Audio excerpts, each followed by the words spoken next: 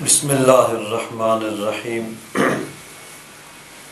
سورۃ محمد صلی اللہ علیہ وسلم، اس کا یہ تیسرا رکوع یہاں سے شروع ہوتا ہے اور 26ویں سپارے کا 7واں رکوع۔ وَيَقُولُ الَّذِينَ آمَنُوا، اور کہتے ہیں ایمان والے،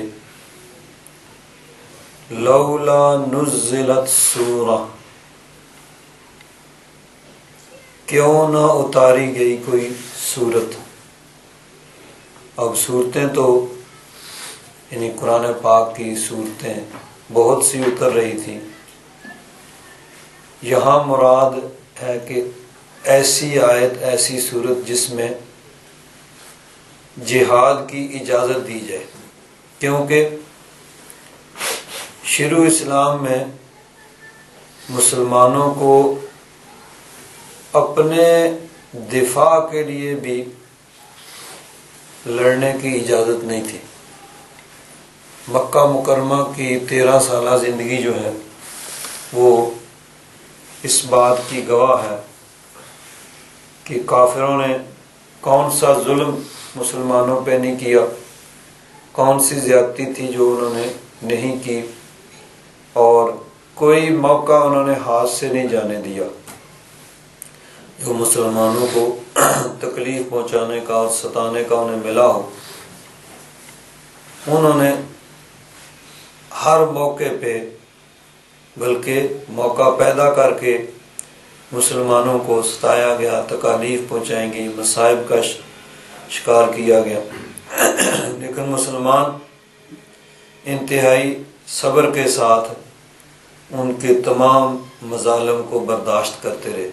ان کے ظلم کو سہتے رہے۔ پھر اللہ تبارک و تعالیٰ نے مسلمانوں کو ہجرت کا حکم دیا۔ مسلمان ایک ایک کر کے، دو دو کر کے،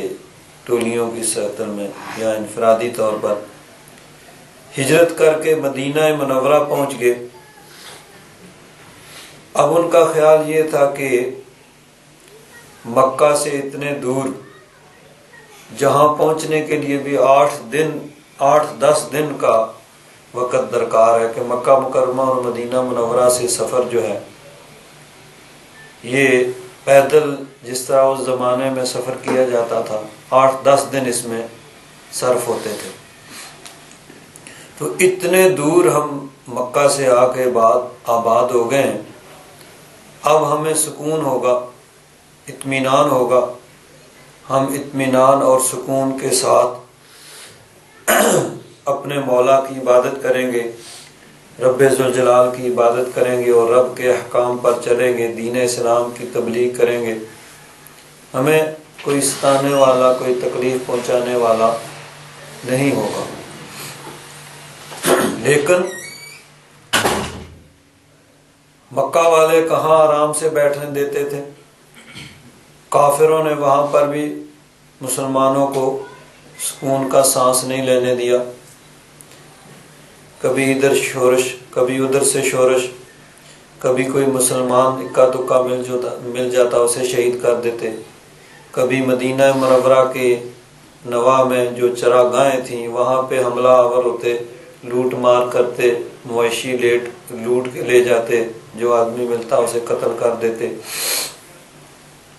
تو وہاں پر بھی پھر مسلمان جو ہیں وہ خوف کے سائے کے نیچے زندگی گزار رہے تھے۔ اب چونکہ مسلمانوں کی ایک جمعیت بھی بن رہی تھی، ایک چھوٹی سی سلطنت ہے جس کے اندر ایک یعنی مسلمانوں کا ایک مجمع، ایک لشکر تیار ہو سکتا تھا، تو مسلمانوں کی یہ خواہش تھی کہ اللہ تبارک و تعالیٰ کی طرف سے انہیں جہاد کی اجازت دی جائے اپنے دفاع کے لیے، کہ اگر ان پر کوئی حملہ آور ہو تو وہ اپنا دفاع کر سکیں۔ تو اس چیز کا یہاں پہ ذکر ہے۔ اب مسلمان تو یہ چاہتے تھے کہ انہیں جہاد کی اجازت دی جائے، مدینہ منورہ میں منافقین بھی تھے، جو بظاہر کلمہ پڑھتے تھے، اوپر سے مسلمان تھے، اندر سے وہ کافر تھے، وہ بھی بڑی ڈینگیں مارتے کہ اگر اجازت مل جائے تو ہم یہ کر دیں، ہم وہ کر دیں، ایسے کر دیں، کیونکہ جانتے تھے کہ اجازت نہیں ہے۔ تو اب لاف زنی، ڈینگیں مارنا، اس میں وہ آگے تھے کہ ہم یہ کر دیں گے اگر کبھی ضرورت پڑی، اجازت ملی۔ لیکن جب جہاد کی اجازت ملی، اللہ تبارک و تعالیٰ نے فرمایا کہ ٹھیک ہے، تم اپنا دفاع کر سکتے ہو، اپنے ڈیفنس میں تم لڑ سکتے ہو، تو مسلمان تو خوش ہوئے، لیکن جو منافقین تھے اب ان کی حالت جو تھی وہ قابل دید تھی کہ ان عجیب کیفیت میں مبتلا تھے۔ اللہ تبارک و تعالیٰ نے اسی کا اس آیت میں بیان فرمایا، وَيَقُولُ الَّذِينَ آمَنُوا لَوْلَا نُزِّلَتْ سُورَةٌ، ایمان والے کہتے ہیں کہ کیوں نہ کوئی سورت اتری، یعنی ایسی سورت جس میں جہاد کا ذکر ہو اور جہاد کی اجازت ہو، اس کا اذن مل جائے۔ فَإِذَا أُنزِلَتْ سُورَةٌ مُحْكَمَةٌ، پس جب محکم سورت اتاری گئی، پختہ، جس کے تبدیل ہونے کا کوئی امکان نہیں، اور بڑی واضح، جس میں کوئی خفا، کوئی پوشیدگی نہیں، جس میں وَذُكِرَ فِيهَا الْقِتَالُ،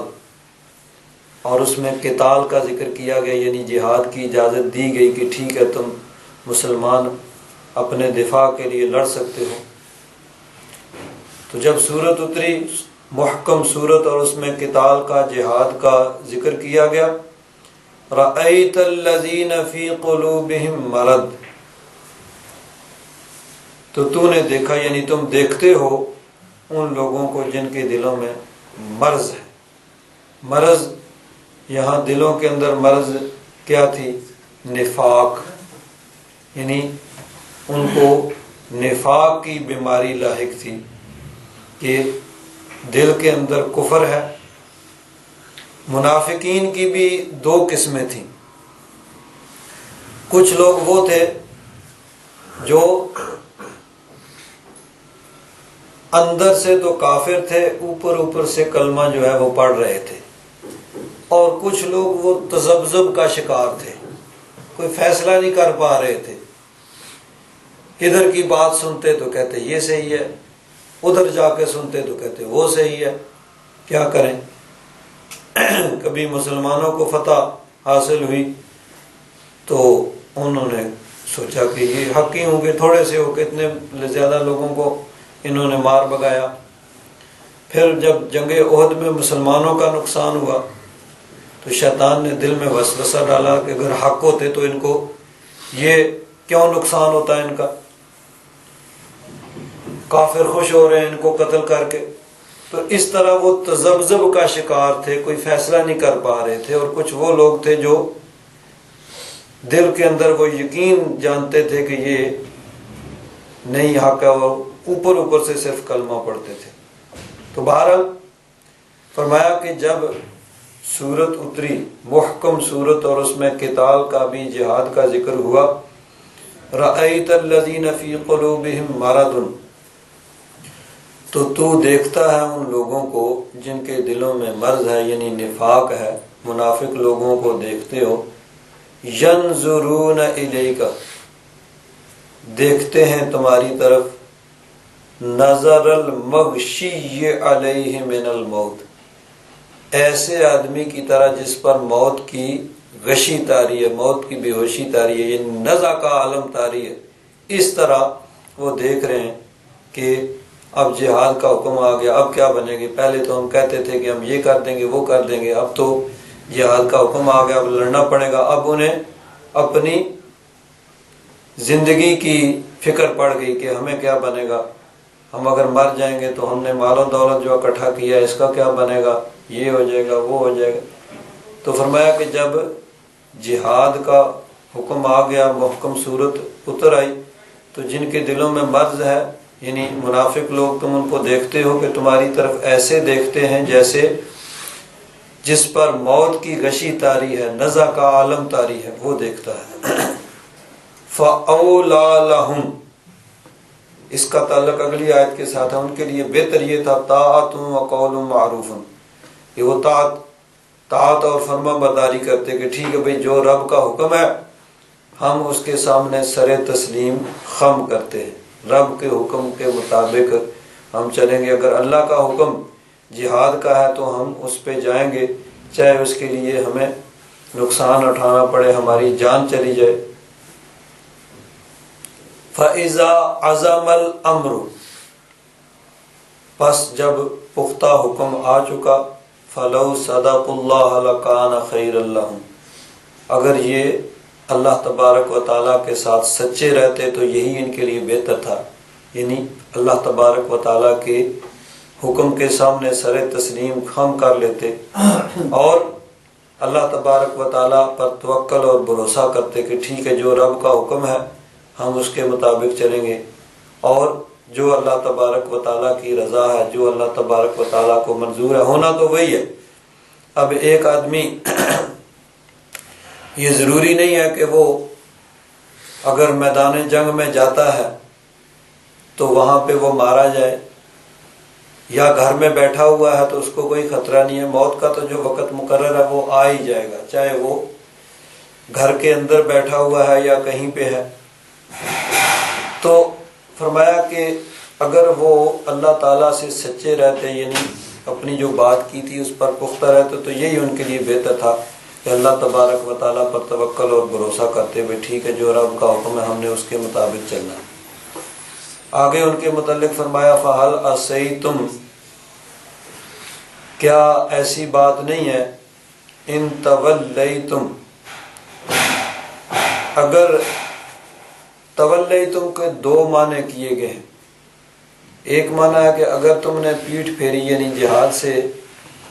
اور اللہ کے حکم کو ماننے سے تم نے اعراض کیا، اس سے بھاگے، ان تفسدوا فی الارض، کہ تم زمین میں فساد پھیلاؤ گے، وتقطعوا ارحامکم، اور اپنے رحم یعنی رشتہ داروں کو ان سے بدسلوکی کرو گے، قطع رحمی کرو گے، یعنی جہاد پہ نہیں جاؤ گے لیکن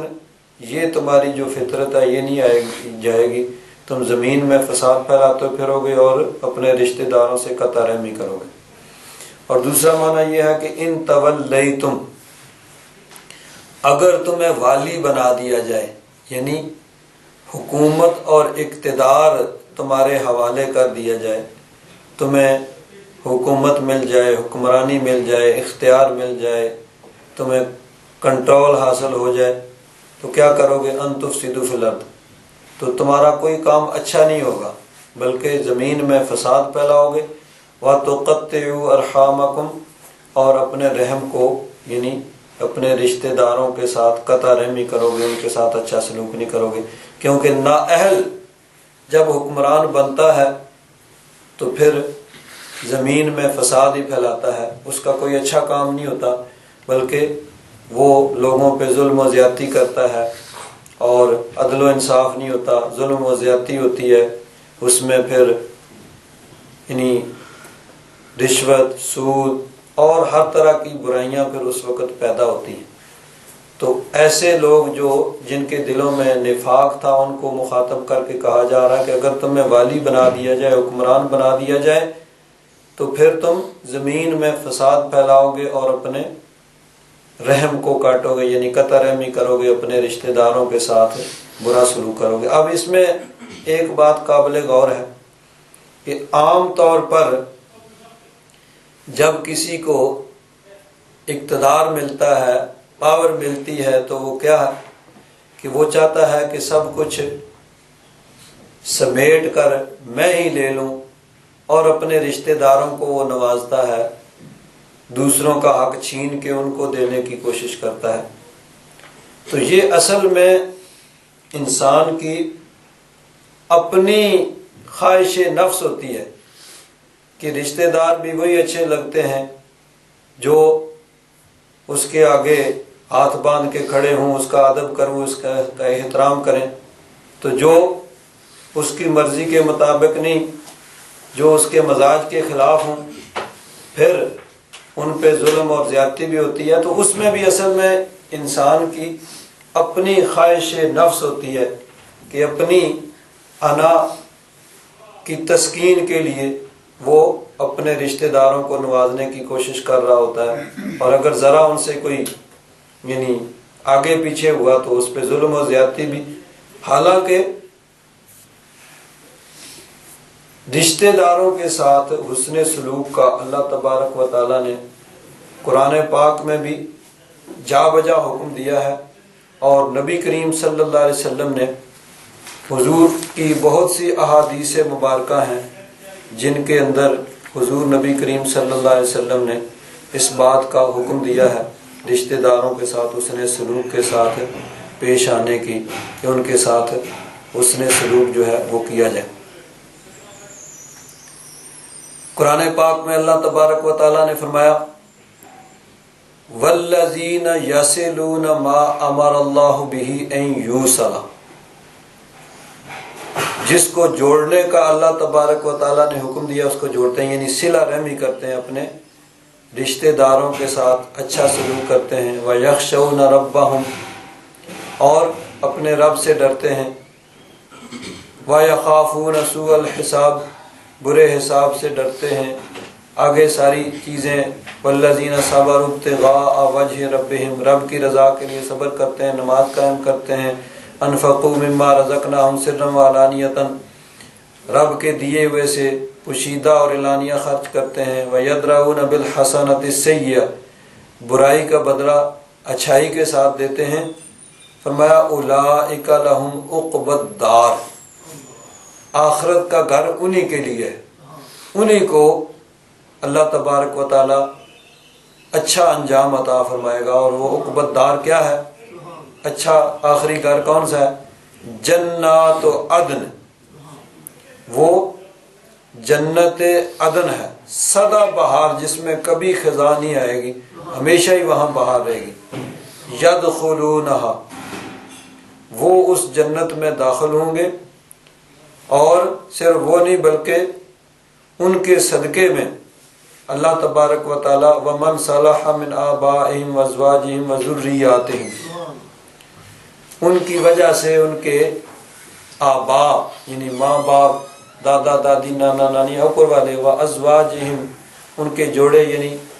میاں کی مرد کی وجہ سے عورت، عورت کی وجہ سے مرد، ایک دوسرے جو بھی ان میں سے جائے گا وہ دوسرے کی سفارش کرے گا، اس کو بھی جنت لے جائیں۔ وَذُرِّيَّاتِهِمْ، ان کی اولاد۔ وَالْمَلَائِكَةُ يَدْخُلُونَ عَلَيْهِمْ مِنْ كُلِّ بَابٍ،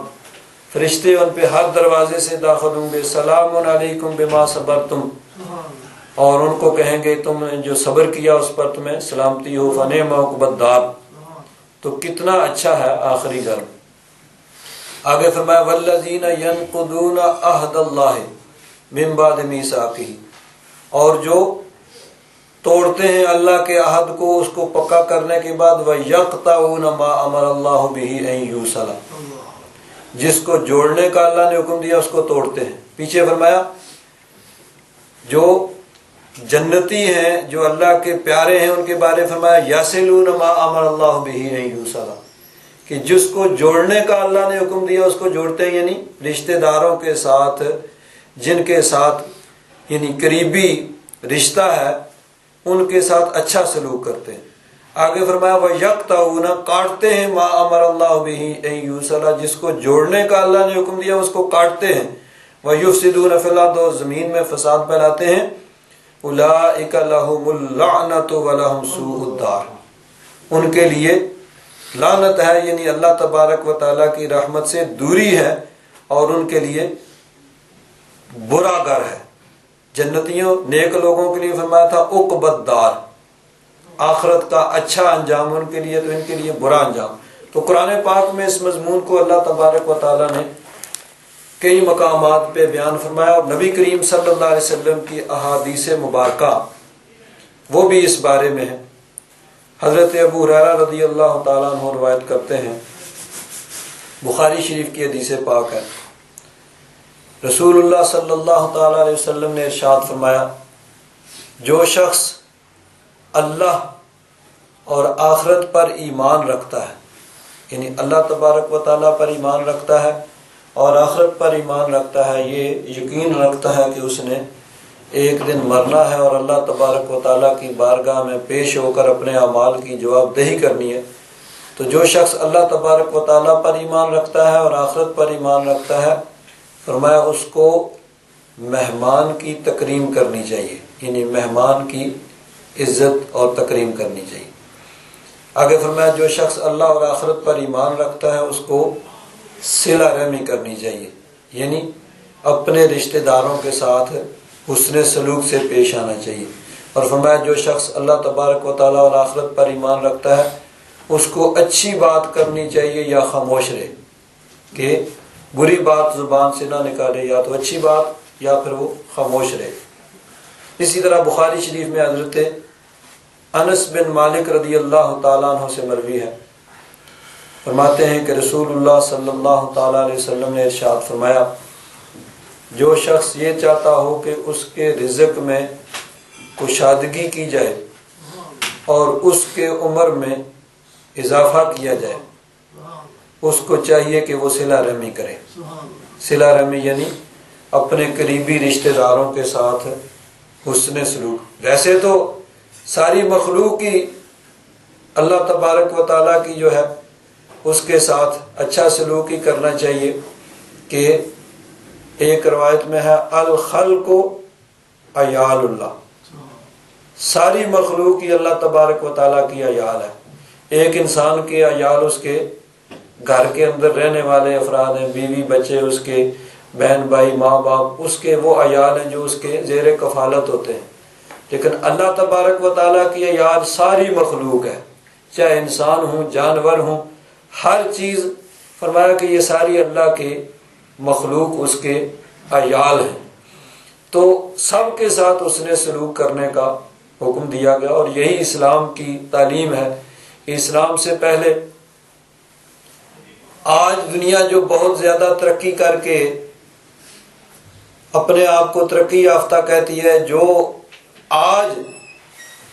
وہ حقوق کی بات کرتے ہیں، اسلام 1400 سال سے پہلے وہ حقوق جو ہے مقرر کر چکا اور وہ دے چکا۔ آج عورتوں کے حقوق کی بات ہوتی ہے، اسلام نے 1400 سال پہلے عورتوں کو حقوق دیے۔ آج کی ترقی یافتہ ممالک میں 100 سال پیچھے چلے جائیں،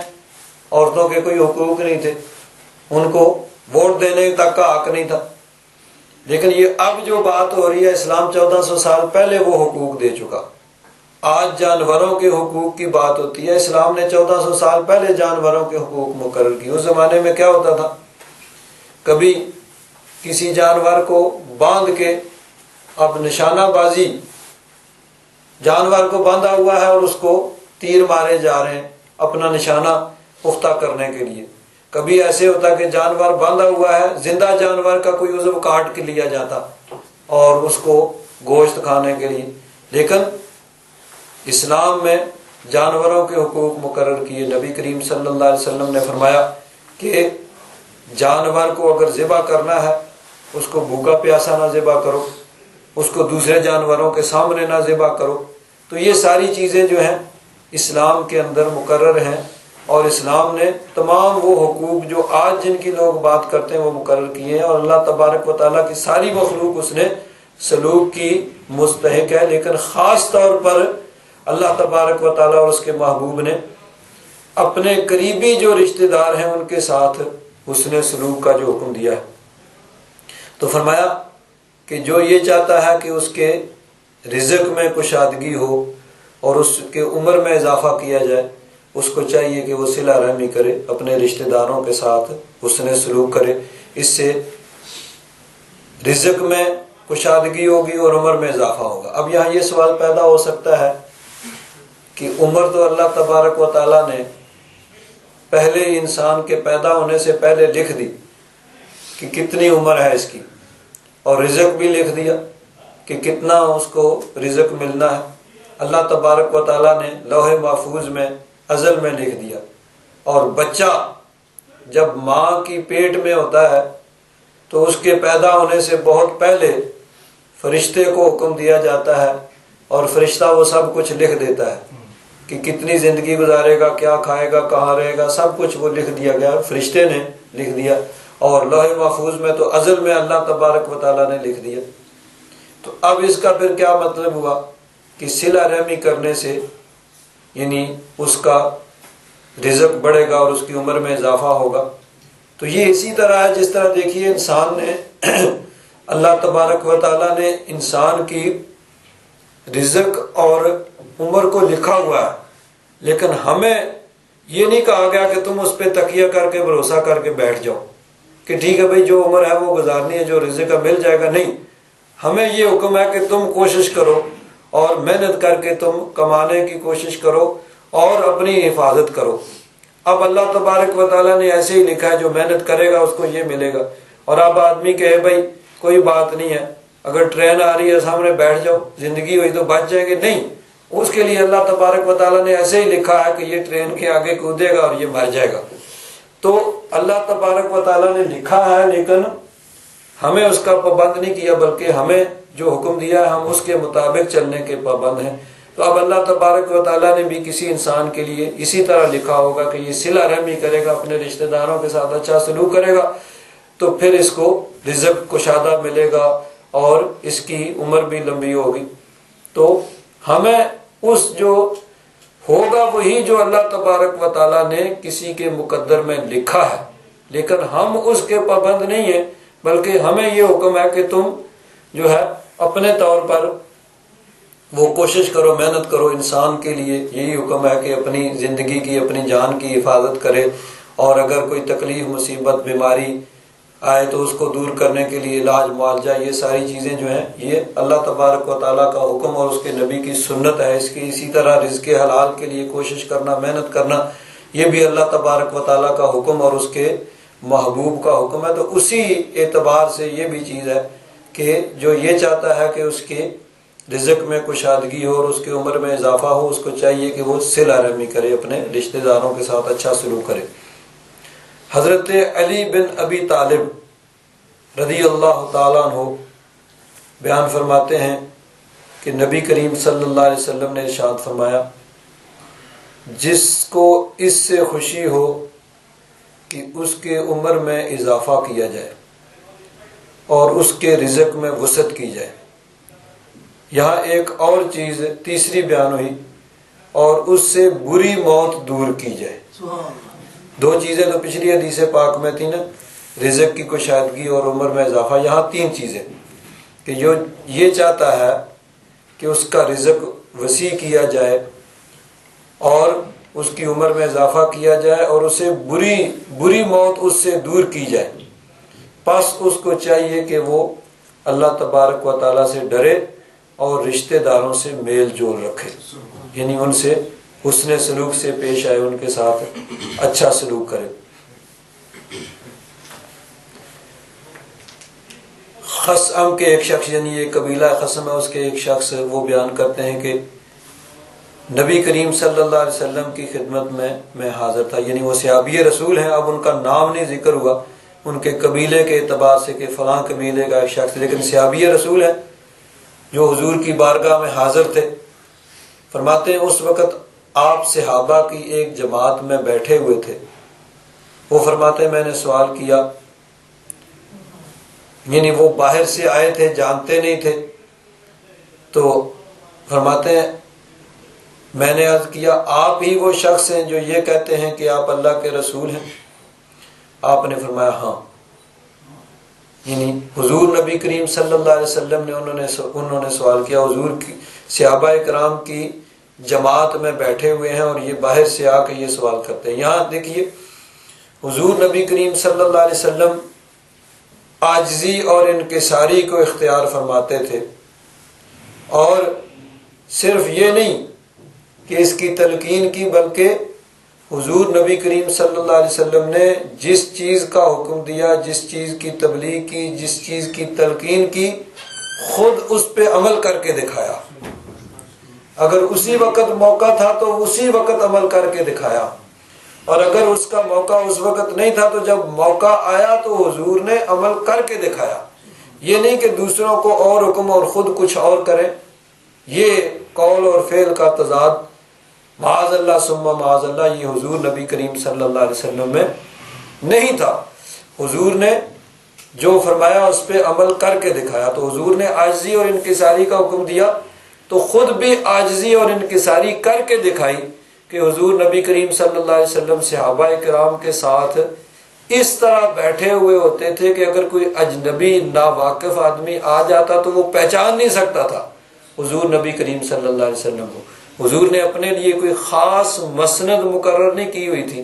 کہ جس سے باہر سے کوئی بھی آئے تو پہچان لے۔ تو حضور نبی کریم صلی اللہ علیہ وسلم عاجزی اور انکساری کو اختیار فرماتے تھے اور صحابہ کرام کے اندر مل جل کر بیٹھتے تھے۔ اور اگر کوئی آدمی اس طرح آ کے بعض اوقات بعض لوگ بدو آتے اور جو آداب سے واقف نہیں ہوتے تھے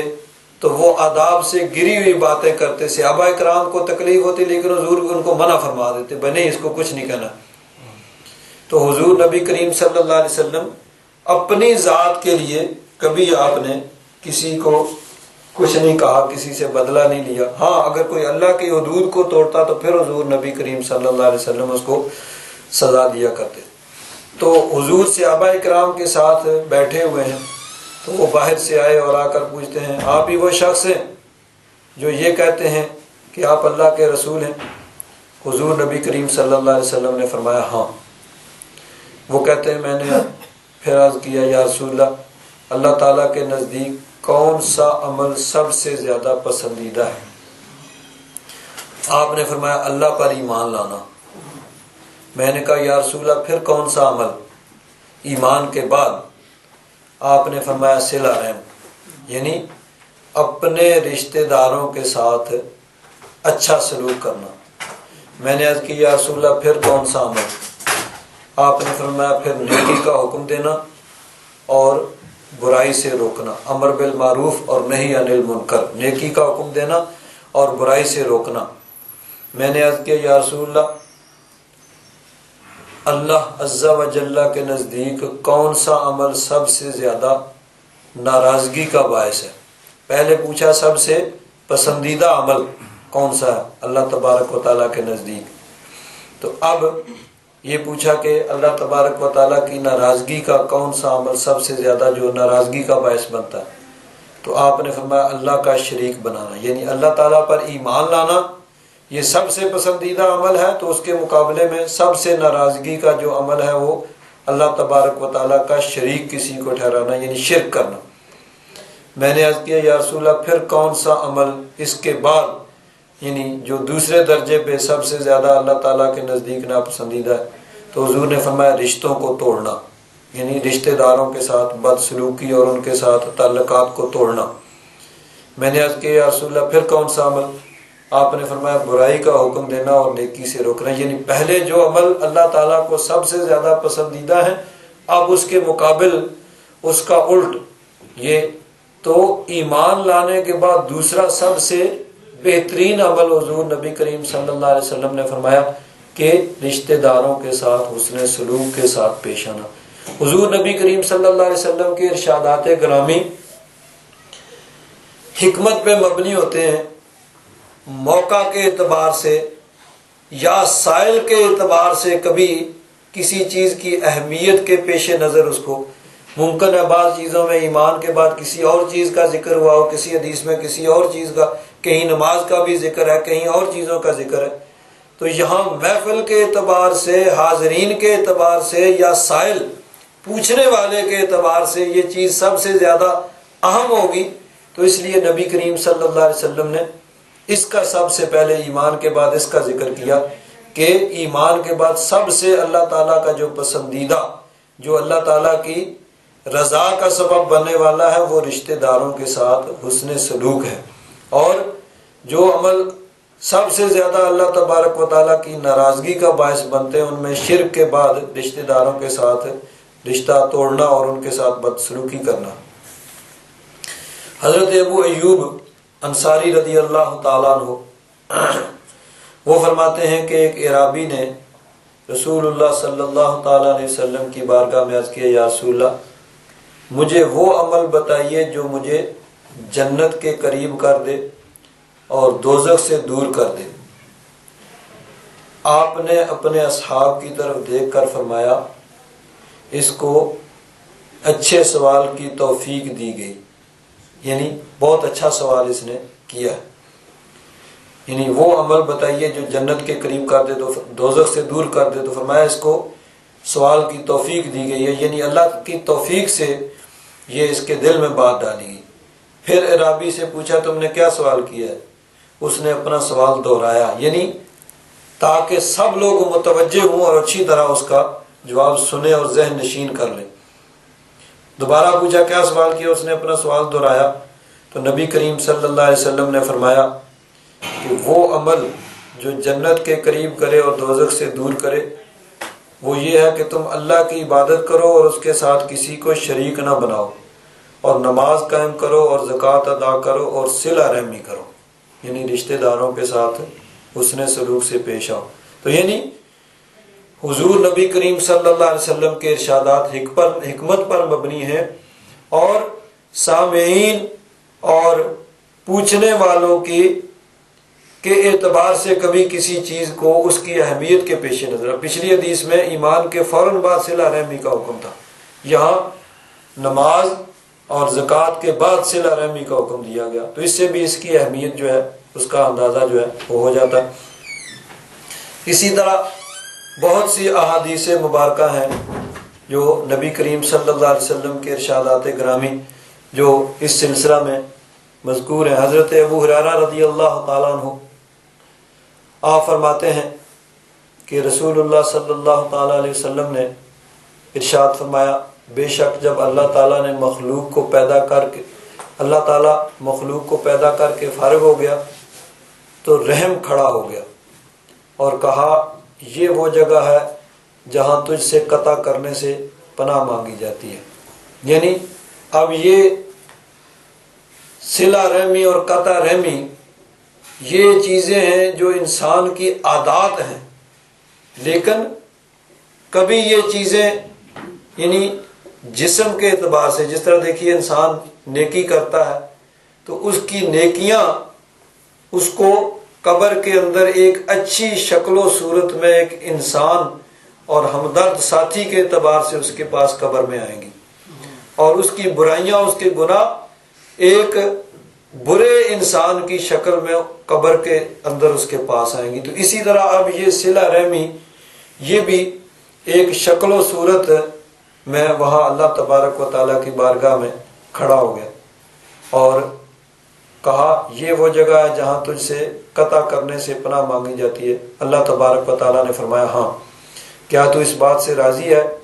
جو تجھ سے وصل رکھے میں اس سے وصل رکھوں اور جو تجھ سے قطع کرے میں اس سے قطع کروں؟ رحم نے کہا کیوں نہیں؟ اللہ تبارک و تعالیٰ نے فرمایا یہ تم کو مل گیا، یعنی جو صلہ رحمی کرے اس پر رب تبارک و تعالیٰ کا کرم ہو، جو اپنے رشتہ داروں کے ساتھ حسن سلوک سے پیش آئے اس پر رب کا کرم ہو، اور جو قطع رحمی کرے، ان سے بد سلوکی کرے، ان سے تعلقات توڑے، اس پر اللہ تبارک و تعالیٰ کا غضب ہو۔ تو ہاں اللہ تعالیٰ نے فرمایا کیا تو اس بات سے راضی ہے کہ جو تجھ سے وصل رکھے میں اس سے وصل رکھوں اور جو تجھ سے قطع کرے میں اس سے قطع کروں؟ رحم نے عرض کیا کیوں نہیں؟ اللہ تعالیٰ نے فرمایا یہ تم کو مل گیا۔ پھر رسول اللہ صلی اللہ تعالیٰ علیہ وسلم نے فرمایا اگر تم چاہو تو یہ آیت پڑھو، اسی آیت مبارکہ کو جس کی ابھی ہم نے ترجمہ کیا، اسی کو حضور نے تلاوت فرمایا، فَهَلْ عَصَيْتُمْ إِن تَوَلَّيْتُمْ أَن تُفْسِدُوا فِي الْأَرْضِ وَتُقَطِّعُوا أَرْحَامَكُمْ أُولَٰئِكَ الَّذِينَ لَعَنَهُمُ اللَّهُ فَأَصَمَّهُمْ وَأَعْمَىٰ أَبْصَارَهُمْ۔ یہ بخاری شریف کی حدیث پاک ہے کہ ان دو آیتوں کو حضور نبی کریم صلی اللہ علیہ وسلم نے تلاوت کیا۔ حضرت حذیفہ رضی اللہ تعالیٰ عنہ عرض کرتے ہیں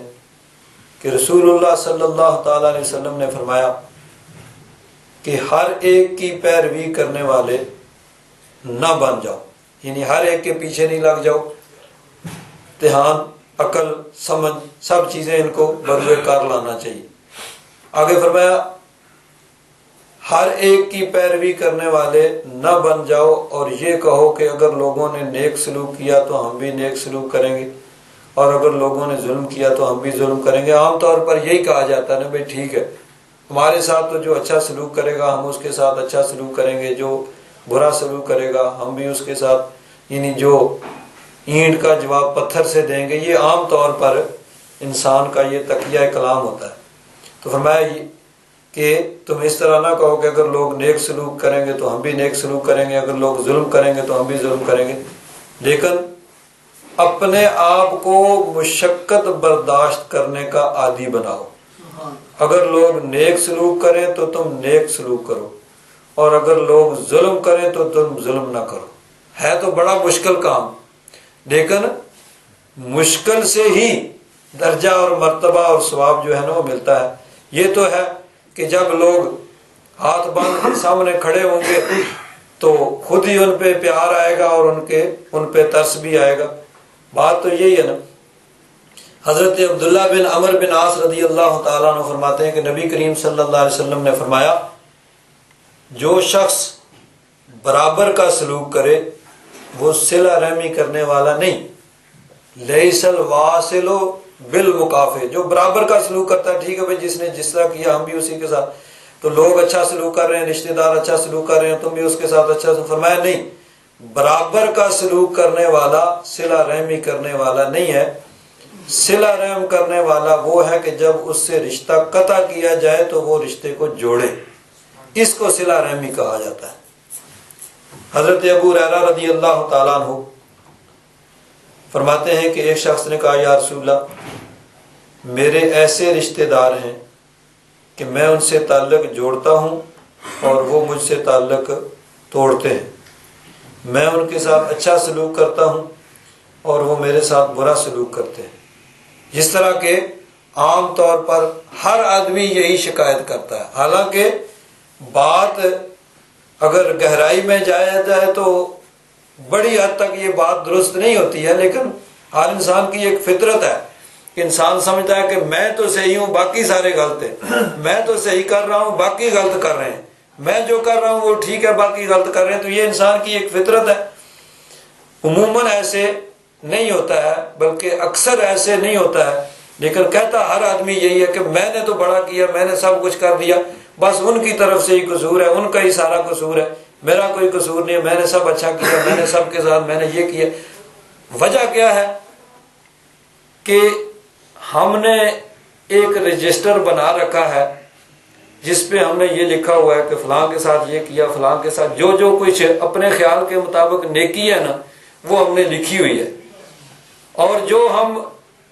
برائی کرتے ہیں وہ ہمیں نظر ہی نہیں آتی، ہمیں پتہ ہی نہیں ہوتا، یا کرتے ہیں تو کر کے بھول جاتے ہیں کہ ہم نے کیا کیا ہے،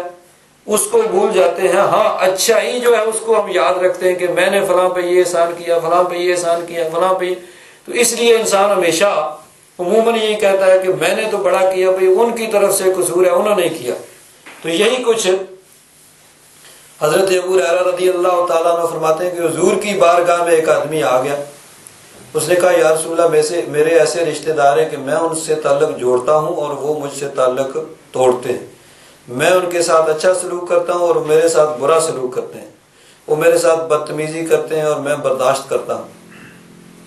آپ نے فرمایا، فی الواقع اگر ایسا ہی ہے، یعنی یہ بات اگر درست ہے جس طرح تم کہہ رہے ہو، اگر واقعی ایسے ہے کہ وہ تو تمہارے ساتھ دور بھاگتے ہیں، تم ان کو قریب کرتے ہو، اور وہ رشتے کو توڑتے ہیں، تم جوڑتے ہو، تم ان کے ساتھ حسن سلوک کرتے ہو اور آگے سے وہ برا سلوک کرتے ہیں اور بدتمیزی کرتے ہیں اور تم برداشت کرتے ہو، یہ ساری چیزیں اگر درست ہیں جیسا تم کہہ رہے ہو ویسے ہی ہے، کیونکہ عموماً ایسے نہیں ہوتا، اس لیے حضور نے یہ اگر کے ساتھ فرمایا کہ اگر فی الواقع ایسے ہی ہے جیسا تم نے بیان کیا ہے، تو گویا کہ تم ان پر گرم راکھ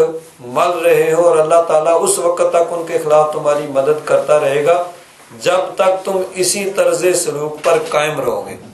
یعنی وہ تمہیں جنت کی طرف دھکیل رہے ہیں، تم ان کو دوزخ کی طرف دھکیل رہے ہو،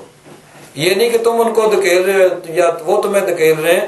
تم اپنے عمل کی وجہ سے جنت کی طرف جا رہے ہو اور وہ اپنے اس عمل کی وجہ سے جہنم کی طرف جا رہے ہیں، کہ تم ان کے ساتھ حسن سلوک کر رہے ہو، تم جنت کے راستے پہ چل رہے ہو، وہ تمہارے ساتھ برا سلوک کرتے ہیں، وہ جہنم کے راستے پہ چل رہے ہیں۔ تو فرمایا گویا تم ان پہ گرم راکھ مال رہے ہو، اور اللہ تعالیٰ اس وقت تک ان کے خلاف تمہاری مدد کرتا رہے گا جب تک تم اسی طرز سلوک پر قائم رہو گے۔ حضرت معاذ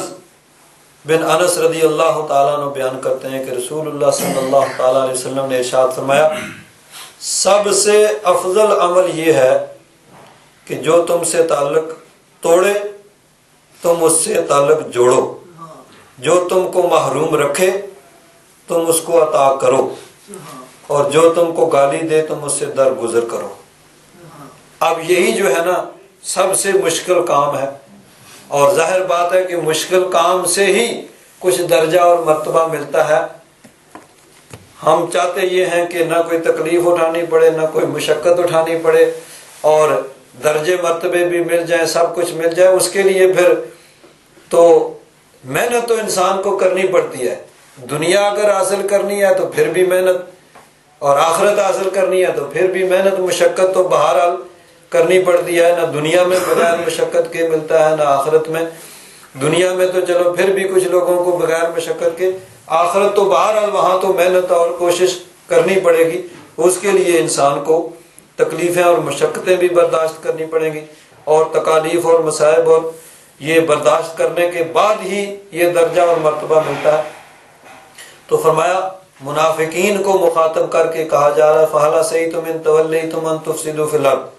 کیا یہ بات ایسی نہیں ہے کہ اگر تمہیں حکومت دے دی جائے، تمہیں والی بنا دیا جائے تو تم زمین میں فساد پھیلاؤ گے، وَتُقَطِّعُوا أَرْحَامَكُمْ، اور قطع رحمی کرو گے، رشتہ داروں کے ساتھ برا سلوک کرو گے۔ أُولَٰئِكَ الَّذِينَ لَعَنَهُمُ اللَّهُ، یہ وہ لوگ ہیں جن پر اللہ تبارک و تعالیٰ نے لعنت کی، یعنی ان کو اپنی رحمت سے دور کر دیا۔ لعنت کا معنی ہوتا ہے رحمت خداوندی سے دوری، تو اللہ تعالیٰ نے ان کو اپنی رحمت سے دور کر دیا۔ فَأَصَمَّهُمْ، پس ان کو بہرا بنا دیا، وَأَعْمَى أَبْصَارَهُمْ، اور ان کی آنکھوں کو اندھا کر دیا، یعنی حق بات کو وہ سنتے نہیں اور حق بات کو دیکھتے نہیں۔ کان ہونے کے باوجود حق بات نہیں سنتے، اور آنکھیں ہونے کے باوجود حق بات کو نہیں دیکھتے۔ أَفَلَا يَتَدَبَّرُونَ الْقُرْآنَ، یہ قرآن میں غور کیوں نہیں کرتے؟ أَمْ عَلَىٰ قُلُوبٍ أَقْفَالُهَا، یا ان کے دلوں پہ قفل تالے لگے ہوئے، پردے پڑے ہوئے ہیں۔ یعنی قرآن پاک اللہ تبارک و تعالیٰ نے سراپا ہدایت اتارا، لیکن ان کو ہدایت نہیں مل رہی۔ قرآن پاک تو ہدایت ہے، اس میں تو کوئی شک شبہ نہیں ہے، لیکن جس کو ہدایت قرآن پاک سے نہیں مل رہی، مطلب یہ ہے کہ اس کے دل کے اوپر پردہ پڑا ہوا ہے، کہ قرآن پاک کی ہدایت اس کے دل تک نہیں پہنچ رہی۔ ان الذین ارتدوا علی ادبارہم، بے شک وہ لوگ جو پھر گئے اپنے قدموں پہ، من بعد ما تبین لہم الہدی، بعد اس کے کہ ہدایت ان کے لیے واضح ہو گئی۔ ہدایت واضح ہونے کے باوجود انہوں نے حق اور ہدایت کو قبول نہیں کیا اور اس سے روگردانی کی۔ الشیطان سول لہم، شیطان نے ان کو گمراہ کیا ہے۔ اب شیطان کے پیچھے لگ کے انہوں نے ہدایت کو قبول نہیں کیا، ورنہ قرآن پاک جو سرابہ ہدایت ہے اس کے آنے کے بعد اب کوئی رکاوٹ نہیں رہ گئی تھی ہدایت کے حصول میں، لیکن شیطان نے ان کو گمراہ کیا۔ وَأَمْلَىٰ لَهُمْ، اور ان کو لمبی لمبی امیدیں دلائیں، بے ابھی خیر ہے، ابھی ٹھہر جاؤ، ابھی دیکھ لو، سوچ لو اور دیکھ لو۔ تو اس طرح شیطان جو ہے انسان کو وہ گمراہ کرتا ہے اور لمبی امیدیں جو ہے وہ دلاتا ہے۔ جس طرح عام طور پر انسان نماز پڑھو، اچھا جی پڑھ لیں گے، اچھا جی نیک کام کرو، اچھا جی کر لیں گے، دل میں یہ ہوتا ہے کہ ابھی تو بہت لمبی عمر پڑی ہے، خیر ہے، ابھی تھوڑا وقت گزرنے دو، توبہ کر لیں گے بعد میں، پھر ٹھیک ہے پھر شروع کریں گے، بس ابھی یہ کام کر لیں، پھر یہ کر لیں۔ پھر تو یہ انسان کو شیطان جو ہے وہ لمبی امیدیں دلاتا ہے، اور یہ اسی طرح وہ کل کبھی نہیں آتا، جو کرنا ہے آج ہی کرنا ہے۔ جس طرح کل وہ کل کرتے کرتے انسان خود جو ہے وہ کل کی بات ہو جاتا ہے، لیکن وہ کل نہیں آتا۔ تو یہ شیطان کے بہکانے کا یہ بھی ایک طریقہ ہے کہ وہ انسان کو لمبی امیدیں دلاتا ہے، بھئی ابھی بڑا ٹائم ہے، ٹھیک ہے کر لیں گے، کبھی کون سی جلدی پڑی ہوئی ہے۔ تو فرمایا شیطان نے ان کو گمراہ کیا اور ان کو امیدیں دلائیں۔ ذالک بانہم قالوا، یہ اس لیے کہ انہوں نے کہا للذین کرہوا ما نزل اللہ، ان لوگوں سے کہا جنہوں نے ناپسند کیا اس کو جو اللہ تعالیٰ نے اتارا، یعنی جنہوں نے اللہ تبارک و تعالیٰ کے نازل کرتا یعنی قرآن پاک کو ناپسند کیا، ان سے انہوں نے کہا سنطیعکم فی بعض الامر، ہم تمہاری اطاعت کریں گے، تمہاری بات مانیں گے کسی چند امور میں، کچھ چیزوں میں۔ یعنی یہ کہنے والے کون تھے اور کس سے کہا؟ یہ کہنے والے منافقین تھے اور یہود تھے، اور انہوں نے کافروں سے کہا تھا کہ اگر تمہاری مسلمانوں کے ساتھ جنگ ہوگی تو ہم تمہارے مقابلے میں نہیں آئیں گے، مسلمانوں کا ساتھ نہیں دیں گے بلکہ تمہارا ساتھ دیں گے۔ اور یہودی اور منافقین جو تھے وہ کافروں کے ساتھ ساز باز کرتے تھے کہ ٹھیک ہے تم حملہ کرو، ہم تمہارا ساتھ دیں گے، اور اسی کے نتیجے میں غزوہ احزاب ہوا کہ پورے عرب کے کافر جو ہیں، پورے عرب کے قبائل وہ مدینہ منورہ پر حملہ آور ہوئے، منافقین نے بھی ان کا ساتھ دیا، یہود نے بھی ان کا ساتھ دیا۔ تو وہ ان سے کہتے ہیں کہ جنہوں نے اللہ تبارک و تعالیٰ کے نازل کردہ کو ناپسند کیا، یعنی کفار سے کہہ رہے ہیں کہ ہم تمہاری موافقت کریں گے، تمہارا ساتھ دیں گے۔ واللہ یعلم اسرارہم، اللہ تبارک و تعالیٰ ان کی خفیہ باتوں کو جانتا ہے۔ وہ اپنے طور پر بڑے پوشیدہ طور پر یہ سب باتیں ہو رہی ہیں، لیکن اللہ تبارک و تعالیٰ سب کو جانتا ہے، سب یعنی جو ظاہر ہے اس کو بھی اور جو پوشیدہ ہے اس کو بھی جاننے والا۔ فَكَيْفَ إِذَا تَوَفَّتْهُمُ الْمَلَائِكَةُ، پس کیسا وقت ہوگا جب فرشتے ان کو موت ان پہ طاری کریں گے، جب ان کی موت کا وقت آئے گا، فرشتے ان کی جان نکالیں گے۔ یضربون وجوہہم وادبارہم، فرشتے ان کے چہروں پہ اور ان کی پشتوں پہ ضربیں لگا رہے ہوں گے۔ ذالک بانہم اتبعوا ما اسخط اللہ، یہ کیوں ہوگا کہ موت کے وقت ان کی یہ کیفیت ہوگی؟ قرآن پاک میں مختلف جگہوں پہ اس مضمون کو بیان کیا گیا کہ موت کے وقت ان کی کیفیت جو ہے کیا ہوگی۔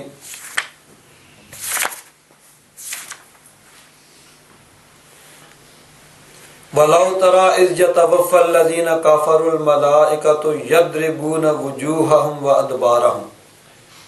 ایک جگہ یہ فرمایا سورہ انفال میں کہ اگر تم دیکھتے اس وقت جب فرشتے کافروں کو موت سے دوچار کریں گے، یضربون وجوہہم وادبارہم، وہ ان کے چہروں پہ اور ان کی پشتوں پہ مارتے ہیں۔ وذوقوا عذاب الحریق، ان سے کہتے ہیں کہ اب تم آگ کا عذاب چکھو، یعنی موت کے وقت ہی ان کو آگے کا حال جو ہے وہ بتا دیا جاتا ہے۔ اسی طرح سورہ الانعام اس میں فرمایا وَلَوْ تَرَىٰ إِذِ الظَّالِمُونَ فِي غَمَرَاتِ الْمَوْتِ، کاش کہ تم دیکھتے ظالموں کو موت کے لمحات میں، جب موت ان پہ طاری ہو رہی ہوگی اس وقت دیکھتے۔ وَالْمَلَائِكَةُ بَاسِطُو أَيْدِيهِمْ، فرشتے اپنے ہاتھ پھیلائے ہوئے آتے ہیں اور کہتے ہیں اخرجوا انفسکم، خود ہی اپنی جان نکالو، یعنی اس وقت فرشتے ان کو جھڑک رہے ہوتے ہیں اور کہتے ہیں الیوم تجزون عذاب الہون، آج تمہیں ذلت کا عذاب دیا جائے گا، بما کنتم تقولون علی اللہ غیر الحق، بدلہ اس کا جو تم اللہ تبارک و تعالیٰ کے بارے میں ناحق باتیں کہتے تھے، وکنتم عن آیاتی تستکبرون،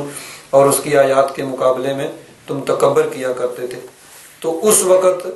ان کی یہ حالت ہوتی۔ فرمایا ان کی موت کے وقت یہ جو ان کو سزا ملے گی یہ کس لیے؟ ذالک بانہم اتبعوا ما اسخط اللہ، انہوں نے اس چیز کی پیروی کی، اس کو فالو کیا، ایسی بات کے پیچھے لگے جس نے اللہ تبارک و تعالیٰ کو ناراض کیا، اللہ تبارک و تعالیٰ کی ناراضگی کی باتیں اس کو انہوں نے اس کی پیروی کی۔ وَكَرِهُوا رِضْوَانَهُ، اور اس کی رضا کو انہوں نے ناپسند کیا، وہ باتیں جو اللہ کی رضا کے سبب بننے والی ہیں اس کو تو ناپسند کیا، اور ان چیزوں کو اختیار کیا جو اللہ تبارک و تعالیٰ کی ناراضگی کا سبب بننے والی ہیں۔ فَأَحْبَطَ أَعْمَالَهُمْ، اللہ تبارک و تعالیٰ نے ان کے اعمال کو ضائع کر دیا، اور ان کے اگر کوئی ایسا عمل جو بظاہر نیک بھی تھا اس وجہ سے ان کے سارے اعمال ضائع ہو گئے، اور اب ان کو موت کے وقت یہ جو ہے سزا مل گئی۔